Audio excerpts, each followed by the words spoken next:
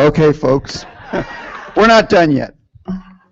I thought you'd all like to meet these guys, so we're going to bring them up here and have a chat. This is Roy Kelton Orbison, Roy Orbison Jr.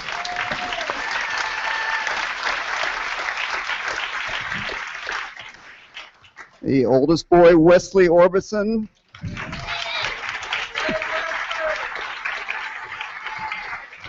And our director of the film you just saw, Alex Orbison.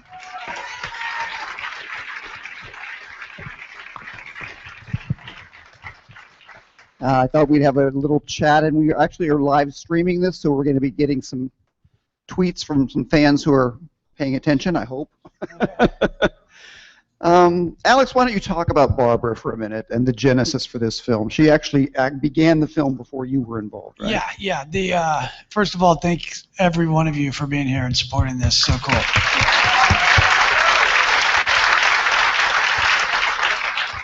I would have literally done this just to only see Wesley and Roy's head 25 feet tall. And to hear you guys laughing in the right places, and it really means a lot. Yeah, that worked good. Yeah, thank God. This whole thing has come about because Barbara had started this, and she got sick and passed away in 2011, and so when we as brothers got together and had the preliminary talks of what we wanted to do as a family, we decided that we wanted to. We decided that we wanted to finish this for her, and not only that, we wanted to make the most deluxe package that we absolutely could, and the documentary was first and foremost with that. And we started her basic outline and did whatever we could to show all of you and everyone the wonderful making of the album of Mystery Girl, and then behind that, the dynamics of what it took to make the record, and then more importantly, what our dad was like as a human being, and for you guys to get some of those laughs that were going around, of our family household, and the things that we remember and cherish of our dad. So. And Barbara actually did the Bono interview, right? Yeah, and Barbara did the Bono interview, and that was the only interview that we actually used from the archives from the 90s, because Bono, I could tell at the end of the interview that he just kind of stopped and that he didn't have any more Roy Orbison stories. Right. So there you have it. Yeah, as much as someone else would like to sell a couple of DVDs because they have a new interview with Bono, it was like, we're not going to bug the guy again. He did really good. Roy, talk about your father's state of mind at the time this record was made. I mean, here he is surrounded by all of these rock and roll superstars all of a sudden. Tom Petty's working with Bob Dylan, he's working with George Harrison, and this whole phase of his life has changed. Did he change? Oh, well, he had met all of these people so much earlier. He was on tour with the Beatles in '63, so his perspective would be very different than yours of being around a bunch of superstars. He was around a bunch of kids. So I think also Tom Petty, people like Tom Petty and Bruce would have opened for Roy. Bob Dylan, when he was doing Nashville Skyline, I thought he was a burglar. I slammed the door on him because he was a scary-looking guy at the time. And I ran in and I said, Mom, one of the fans are burglars trying to break in the back by the pool. So I was locking Bob out. So these guys, these guys were on a different level by then. So so for him, his frame of mind, he was happy. Yeah, we were. He had a suntan. Wow. Yeah, and there were so many people in our lives at that time. I remember, at that time it was Madonna and Sean Penn. He was over at their house playing pool, and it was just like that all the time around there. So how was he? We were busy. Wesley, talk about the writing of The Way Is Love with Craig Wiseman. Did you have Roy in mind when you wrote it? The only one. The only one. I'm sorry, the only one. Sorry. Yeah, I knew in advance that he was looking for songs, and give it up. So I kind of tailored it to what I thought, he might be able to sing. Mm-hmm. Had he heard any of your songs before that? No, not originals, no. It's interesting. Alex, you mentioned a minute ago about the sense of humor that is in this film. What do you want people to take away from the film about Roy? We just we were honored to give a glimpse into what Roy Orbison was like as a person. You know, with such an incredible career, a lot of the documentaries were achievement based, and then you didn't really you got to see them laughing, but you didn't get to hear what the joke was, kind of. And so we, you know, to let people in, you know, and the overall gentle, you know, way of this guy's soul, you know, as a man. And when I say this guy, you know, I mean in your relation to him, not in my dad. You know, I knew what his soul was like, but for you guys to see what his, you know, his way and the gentleness and the, you know, it is interesting. Roy said these guys would fall over themselves around Roy, but then, you know, you could see that it was equal footing and that Roy was equally enamored with Jeff Lynne and Tom Petty and the crew around him, you know, and the stories too with people here like, you know, with David and Billy and Steve. You know, this it's remarkable that after going through all that and you know that you know in the entertainment business you see a lot of these people and they're schmucks, you know. No, you don't mean it. Yeah. I also feel like that about other artists, that it just disturbs me that we put so much time and energy in so many interviews and nobody knows, you know, was Elvis smart or not. There's still, you know, what's his favorite color? Even Elvis Presley, most written about person ever, people don't know him 50 years later. Right. That bugs me a lot. And so we've been using the sound bite. We're trying to show you the man behind the shades. Yep. There you go. Wesley, did you get a new perspective about Mystery Girl working on this? I mean, I know that when I listen to this, I hear a completely different album than I heard 25 years ago. Oh, absolutely.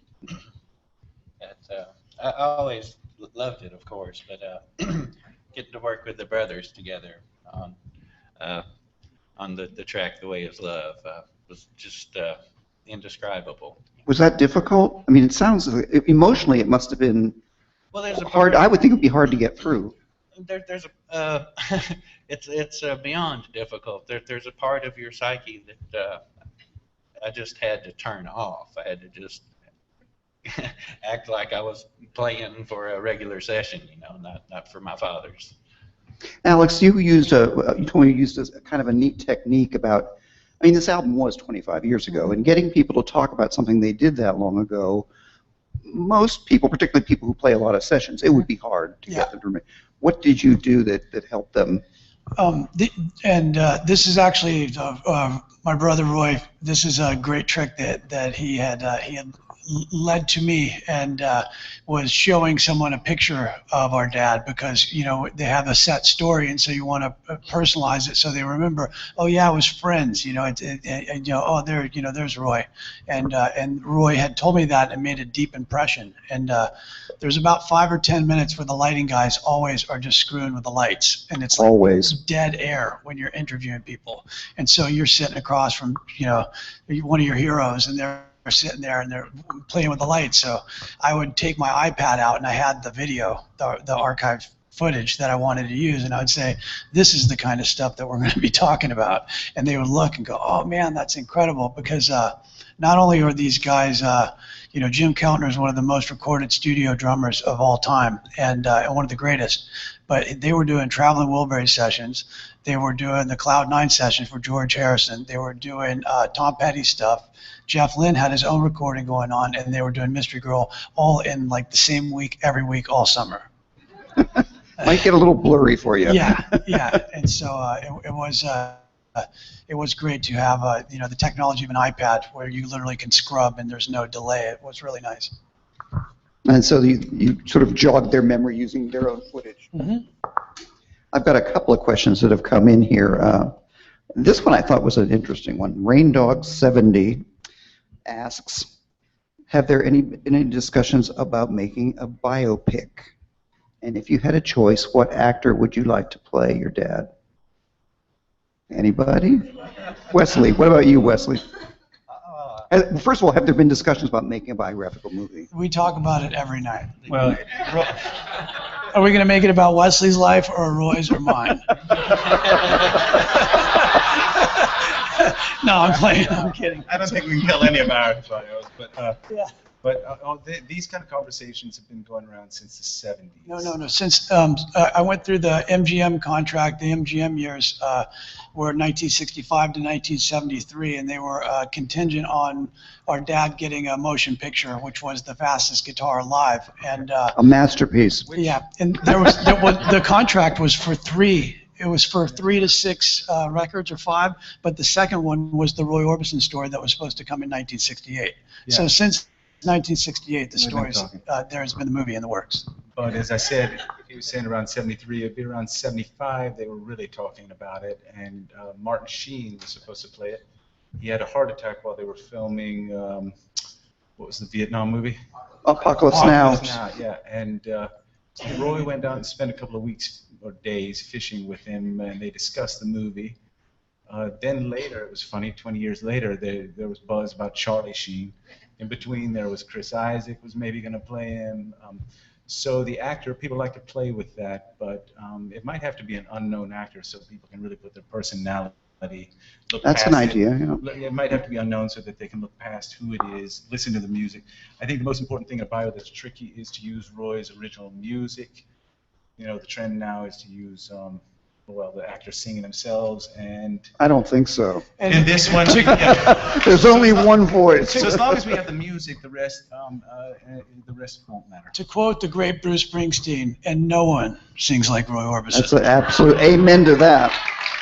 Speaking of Bruce, Jeremy Parkinson's right. Can you clear up a long-standing bone of contention? Did Springsteen and Roy record together, or did Bruce ever offer Roy a song? Okay, I got that one, and that is actually a great question. During the promo in between A Black and White Night and Mystery Girl, Bruce and our dad were very good friends at this point, and so they were hanging out, and Bruce was supposed to submit a song for Mystery Girl, and so our dad was on the news saying, yeah, you know, I'm supposed to get a song from Bruce Springsteen, and Bruce is going to turn in a song, and so a lot of people are waiting for this Bruce Springsteen song, which he never submitted. And so in short, I think that when those guys got together, they were too busy being best friends to get to work. And behind that, there was literally nothing that we could have put on Mystery Girl that we left behind because we wanted to put everything in the record. So there is no Bruce That's song, all, folks. There ain't no more. Timothy via Facebook asks, were the songs for what later became the King of Hearts album recorded during the Mystery Girl sessions? There was one song. The original 3 that were recorded just before the Black and White Night started. So they were actually working on Mystery Girl started in '85, and then the actual recorded started in '87 in the summer. And those 3 songs were Dream You, that were written by a couple of great guys that are here tonight, and the Comedians, which was Elvis Costello's song, and then the third one was You're the One, which is the first song on King of Hearts. So King of Hearts does have a lot of material that was based around that time, and there's a song called... it includes some movie soundtracks. Yeah. We pulled from actually a lot of different places, and then Zabriskie Point and some No, other the later Less Than Zero and Insignificance. Life Fades Away, and then Barbara already worked up the project.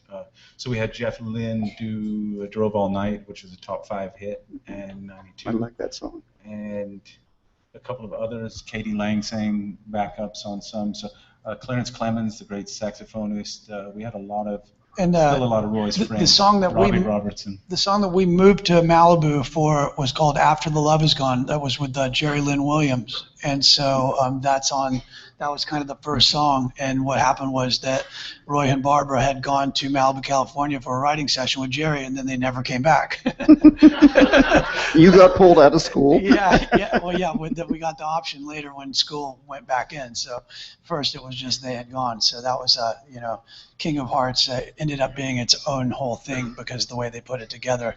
And you probably will hear more about that later. So. But it is important that Mystery Girl was not not a posthumous album, although it was released after Roy's death. No, it was done, yeah. The single You Got It was done. He had chosen the artwork, written thank yous. Changed the song track list. We picked the song order things. King of Hearts was done posthumously. Right. That was 92. Okay, Wesley, Ricky via Facebook says he saw one of Roy's Harley Davidsons at a Hard Rock Cafe in Phoenix, Arizona. How many Harley Davidsons did Roy have? That's like how many licks is a Tootsie Pop? Well, he always had one. It just wasn't always the same one. He did get a bike from the Harley Davidson racing team. I don't know if it was a gift or something he had custom ordered, but I remember it coming to the house and it was in a wooden crate, and he invited me over when he busted the crate open and had his initials on the side and gold leaf, and then the Harley Davidson logo also on the tank with a real pretty jet black with a blue and silver stripe. I remember it. I could paint you a picture of it right now. And it said RKO on the side. That's right. That was a little logo that he designed himself, and all like a brand, if you will. And it was out of solid gold too. They had painted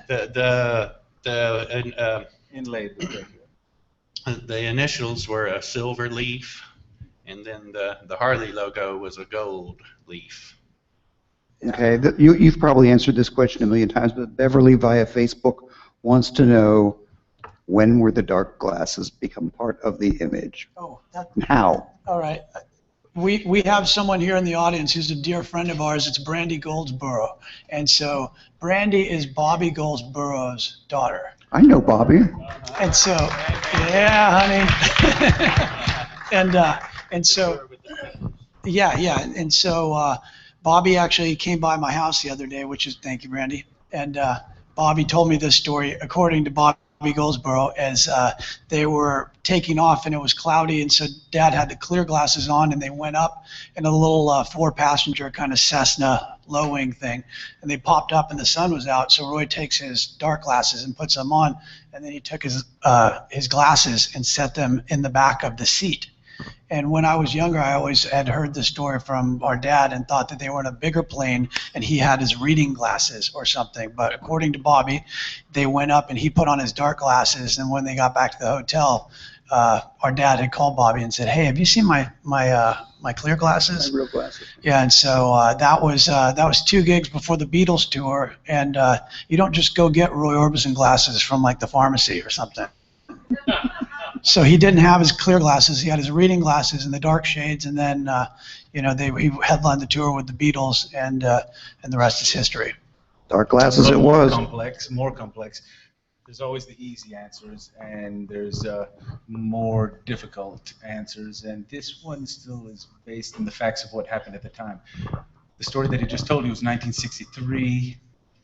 Roy began 1963, January, February, with Patsy Cline opening up for him on her last tour. Somehow this is missed by all of you guys. But Patsy was opening, so Patsy died March 5th. Roy was on a plane.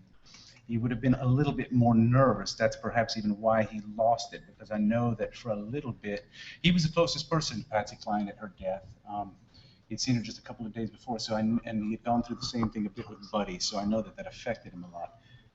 So March 5th, I think, I'm just trying to remember, March 5th, 1963, Patsy Cline had died. So Roy was nervous on the plane for a little bit anyways.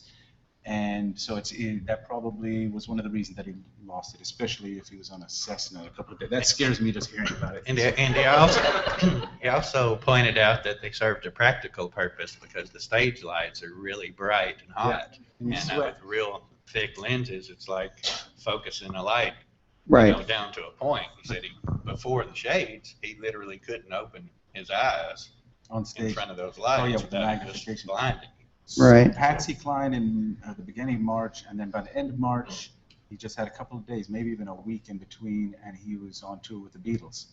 So that was that's just in the crossroads. That's just for you. I was actually just kind of telling you these historical footnotes. And that's Roy's springtime. And then the side note is, I think Roy told me that story actually. Yeah. And the side note is, in 1963, Roy Orbison was one of the coolest people on the planet too. So he had to have known that he was wearing sunglasses, and it was cool. You know, he literally said, I went out on stage and I had my dark shades, and we're in England, and the kids were just tearing the house down. And I went out the next night and then went back and got my dark shades. And when he finally had his glasses, he wore them for 2 songs. 4 answers. He knew what he was doing. If you guys want to get confused at any time, then just come over and Roy and I'll tell you stories all night. I spent my childhood trying to sing along to those records, and of course you can't. And Cecil on Facebook evidently has still not gotten over The Voice either, and wants to know, did Roy ever have a vocal lesson? Where would he have gotten it? Maybe his father might. Yeah, Orbie Lee, our grandfather, had to have showed him that He taught him how to sing "You Are My Sunshine." You sing. And Mama's brother, Uncle Kenneth, was also an established guitar player. Yeah. So on the weekends they were having guitar pulls and that sort of thing. And they say that Roy was always there. So family did it. Yeah, and then our dad got his own radio show at age 6, so he learned fast, whatever it was. I guess. TV show at 9. Yeah, Mhm. TV show at 9. Ivy DeRitter wants to know, was the song Mystery Girl inspired by a real mysterious girl? Was it inspired by a what? A real mysterious girl. We'd have to. Yeah, we'll ask Bono next time we see him. Hold on, wait. This is even more confusing to the actual what memory is to history, because Roy Jr. was in the room when they were actually. Bono had the song to a certain point, and our dad and Bono sat in the room with Roy Jr. and they worked on the song for several sessions. So the song was basically done, and then eventually our dad must have not felt like he had contributed anything, because he didn't take any of the publishing or anything. But Roy Jr. was there, so. Yeah, and a lot of the ideas that we were pitching, they ended up in the next song, One, by U2. If you listen carefully to She's a Mystery, and then you listen to the U2 song, One, you'll hear that must have been like a song that Bono was writing with everyone he knew, everywhere he went. I mean, it's completely his thing. But it must have taken him 8 months. But I heard some of the little lines that he was scratching down in the notebook, and then when I heard the song One, it had the interesting drum part. You'd have to listen closely, but even from music historians, the song She's a Mystery, that's kind of like one part with one. Precursor. And if you go on YouTube and then you look at and Google U2 One and then write She's a Mystery, then you can see when they play it live, they'll do the outro and then he'll sing She's a Mystery. Yeah, U2 still does the song sometimes, and they tag it on the end of One. And I already knew that when I saw it, so that was further. There's my only proof that that's. There you go.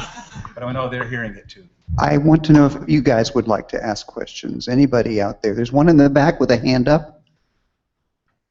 Mine's not really a question, it's a comment. I just think it's extremely admirable for brothers of an extremely famous artist to have the ability to come together and be so cohesive with this and not have any argument, fighting for different ideas. It was just a solid.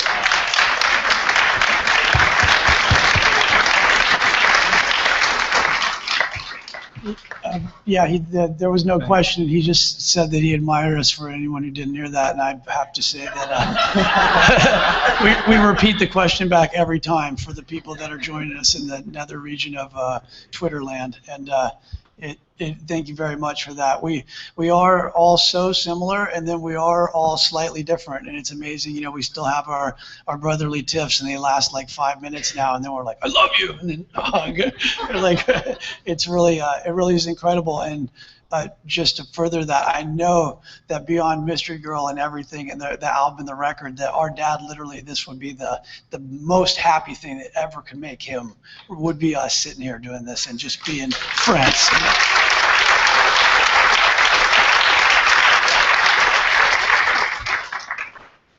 Two questions about the photos taken Mystery Girl. The photo sessions. Sure. Number one, whose hands are in the picture? Mhm. And number two, did Roy ever actually sit down and autograph any of those? Yeah, all right. Okay, the question. Go ahead. The question is about the photo session for Mystery Girl, and part one of the question was whose hands are in the picture, and part two of the question is, are any of those original photos autographed by Roy? All right, so the photos, if you if you see the Mystery Girl Deluxe, we put all the photos associated with it that we could, that were in focus, and some are not even in focus. We just wanted to get everything in there. And you can see the model's hands framing our dad's face. And at some point, whether Barbara had got in and put her hands in or not is left, left to the answer we don't know. And so in the famous shots, I have seen other angles of the model framing her face. But then in some of those photos, we do have this distinct thumb that Wesley pointed out that I kind of have, and it does look like Barbara's hand in some of those. And then the other question: Are any of them autographed? Okay, see, this is a great question, because the misnomer is that our dad got asked to join the Traveling Wilburys, and then it was really successful, and he tried to make a record after the Wilburys, and then he passed away, and everyone finished it for him, and then it was it went on without him. But he actually did have these promo copies. Remember the promo copies for Mystery Girl? He had these things and was playing them for everyone, and that must have been November of 1988.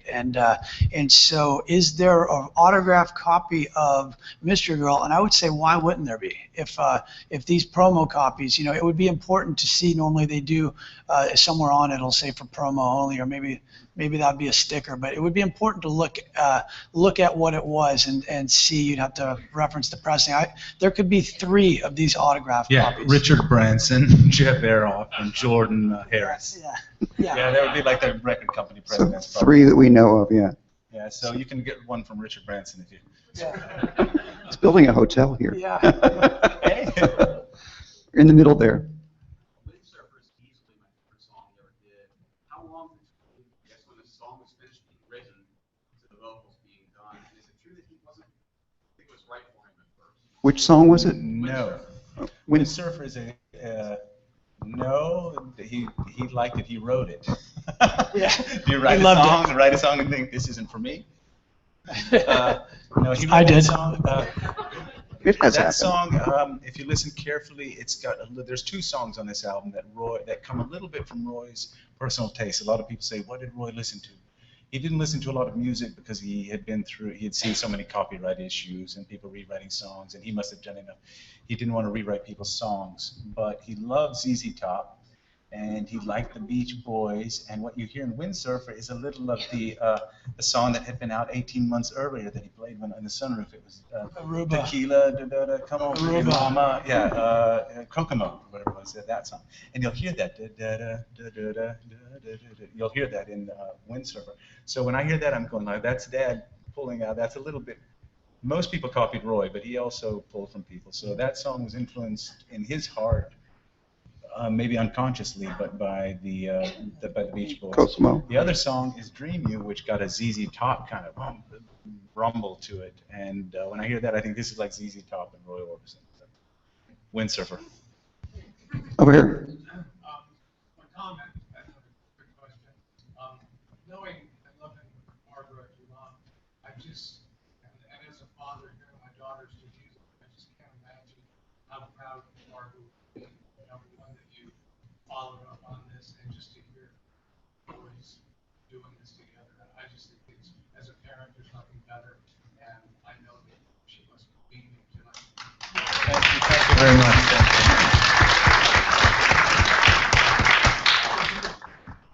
Roy was touring. Did the Beatles ask to be on that tour?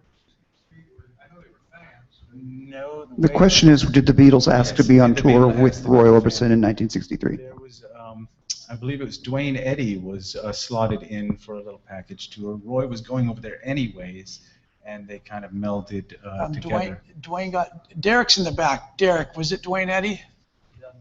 Okay. All right. Yeah, so it was Dwayne Eddy was originally, but this is for a package tour. So, Yeah, and it was a package tour. Dwayne Eddy actually got sick before, and Roy had already gone over once and didn't tour and was just eyeballing it out. And the Beatles were avid Roy Orbison fans, and there was a tape of them doing "Dream Baby," the Roy Orbison 1962, Cindy their first Walker radio song.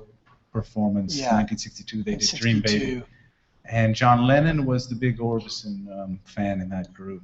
And so and the big thing is that there was a headlining tour, and so Roy got hired on to take the Duane Eddy, the headline slot from America. And by the time he had actually gotten over there, the Beatles had absolutely exploded. Bribe people, had girls running through. Yeah. The posters were everywhere. Yeah. They kind of stole the show a little bit, Yeah, but it yeah, was okay. yeah. And so It was the Beatles. And so actually, there was a debate over, who was going to close the show in typical rock and roll fashion. And then eventually my dad said, I'll open the show, no problem. And then he did 17 encores of Running Scared, I think. And so they actually had to hold him back. And that was the story. The legend now. And so the actual facts of this matter is that our father was working for the New Musical Express, the NME, or the Melody Maker, and Derek would know too, but I'm not going to ask him. And so our dad was a journalist for this, and there's an actual article in 1963 with our dad with the clear glasses because the dark ones hadn't hit yet, and it says, "The Big O says the Beatles could be tops in America." And then it literally says, first line, the Roy says that if the boys keep their hair the same and keep dressing in those suits and make it onto a national television show in the States, that they could be just as big in the States as they are in England. And I looked at the date of that and my eyes crossed like, oh my God. People always claim to have something with the Beatles, but Roy would have been one of the first Americans to see the Beatles. Mm-hmm. I mean, period. So cool stuff. He was there early. And Bobby Goldsboro was on that tour, and he wasn't. I don't know if he was actually playing with the band. I think Dad just took him for like a security blanket. And then Bobby's own career blew up at the same time, and Dad was always really proud of that too. Brenda Lee had performed with them at the Star Club in Hamburg earlier, but yeah. Oh, did you want to say something, Wesley? Did you want to say something? Oh, Didn't they have the same Taylor? Didn't Roy introduce them? Their Taylor? To who's Taylor? Oh, yeah, that Oh, kind the of thing. Beatles? Yeah, that kind of thing. That sounds likely. I didn't know his Taylor, but perhaps. I know their boots were awfully similar. They're little short. They're suits from the Shea Stadium. Yeah. So your dad introduced them. That sounds very, very likely. First number one, Wesley made, they said it was a Roy Orbison. Yes. And Love Me Do is quite a bit like Candyman. Right. Here's the super embarrassing one. My own girlfriend, when I said we're getting the iconic riff, and Joe had us at the Musicians Hall of Fame, my own girlfriend hummed "You Say It's Your Birthday," do do do do do do do do. No. They're pretty close. All right. Anybody else? Let's call up the guy. All right. Are we going to call up is Steve Cropper? Is Steve still here? Come on, Steve. Come up. Yes. What about Billy? And David and Billy? Oh, David, yeah. I'll give David my seat. Billy, are you still here? There you are. Billy Burnett, everybody.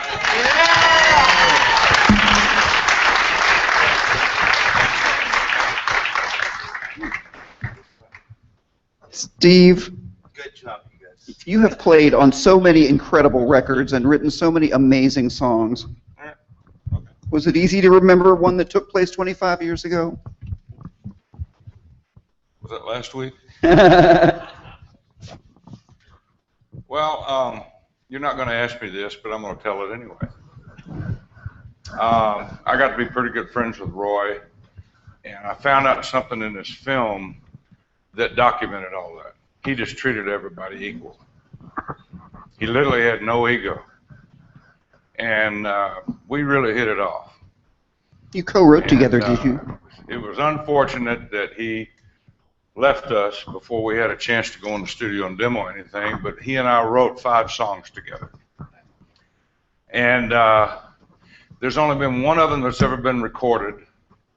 Unfortunately, he's sitting there, and I came up with this title. It's nothing that I'm proud of, but it was interesting. And I came up with this idea, Last Call for Rock and Roll. And I could see all of the history makers of this great music leaving us. There's still some of us out there, some of them, that started all this. I mean, people like Roy they were gods to us. They were our rock gods when I started. And you know, I was very fortunate to be able to meet Elvis Presley, to be at Graceland, to see all that. And I was just a young, snot-nosed kid, and he wanted to know, what's this young guy doing in my house? But I was there because I was friends with some of his bodyguards. And the reason for that was they liked to date young girls, and I was going to school with some of those girls. That was the connection. And then later in life, I got to meet the great Roy Orbison. And I meant what I said. When I got to be around him and hear him sing, it didn't matter about his age. He still had the voice of a teenager, of a 17, 18-year-old, and I really meant that. It's amazing that he had that. But to compliment him and the guys, I mean, this film was fantastic and it's really great. But Roy was such a nice guy. That's the best I can share with you guys, that he was one of the nicest people that I had ever met. And I meant it when I said he was one of those light bulbs. I personally got to see people jump counters to get to him. And I felt like all of a sudden I needed to be his bodyguard. But once they got there, they were just so polite.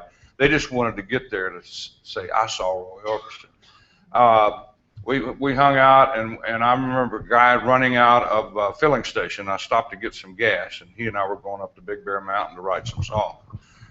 And this guy come out, and I'm putting gas in the car, and Roy's sitting up there, you know, and he comes out and he says, I hate to bother you, but he says, is that Roy Orbison in the front? I said, well, yeah, you know, I can't lie to anybody. This guy I thought was going to have a heart attack in front of me. And so that's the way he was a god to everybody that loved music, and he was everybody's best friend backstage. It was just unbelievable. That's the best thing I can say about Roy Orbison. Billy, did you know him through your dad or your uncle from your Memphis days, or did you have his records growing up?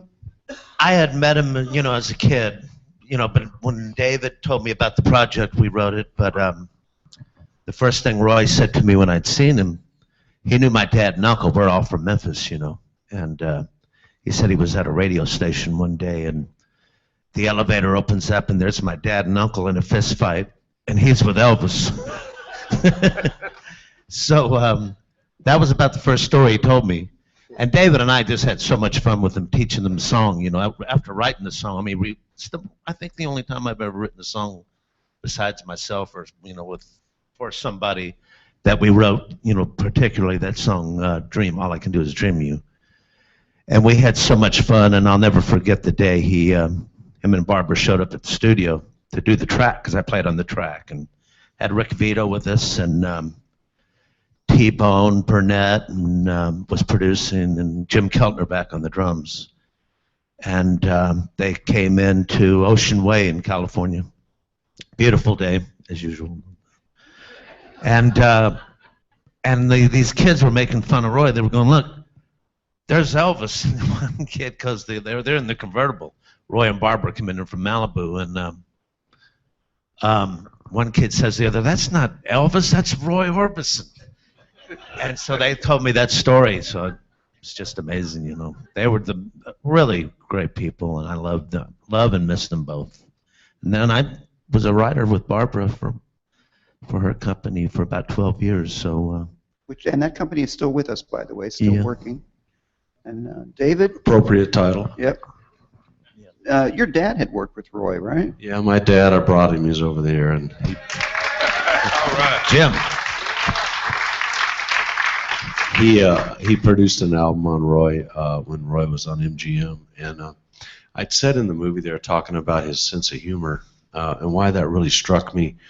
I remember being a young teenager and Roy coming over to the house for dinner and telling a story about himself that was incredibly funny, but the humor was because of the embarrassment that he had gone through and how easy he talked about that. And I made such an imprint on me because I went on in my own career and worked, you know, been able to work with a lot of big famous people, and I always was so taken with Roy's ability to just laugh at himself and a sense of humor. And like somebody had said in the interview there, he didn't have an ego.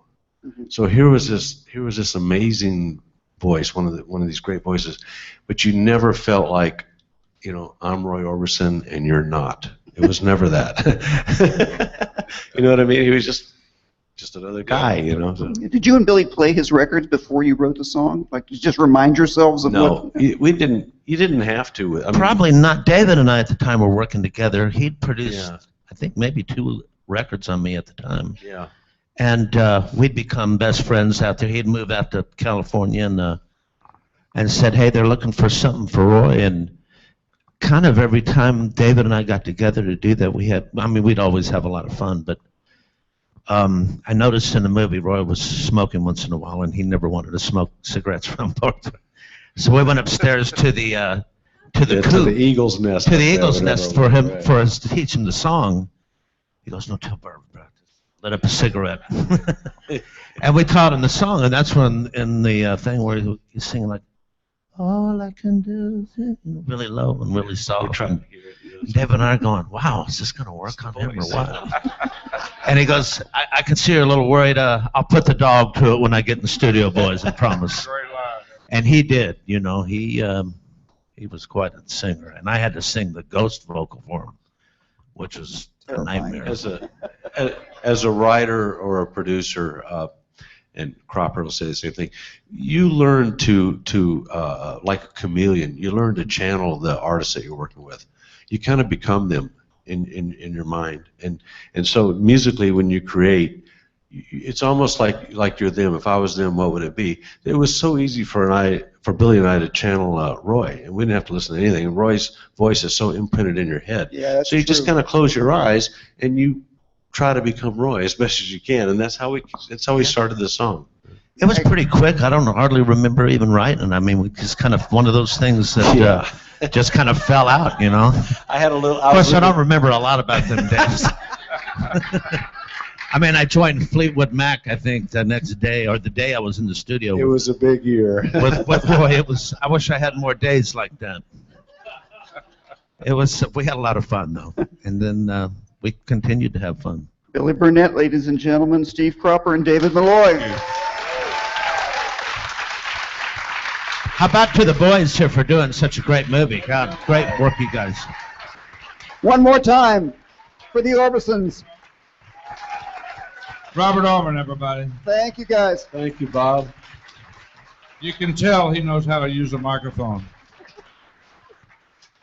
These wonderful, innocent children of Roy's, they all had the microphones down here somewhere.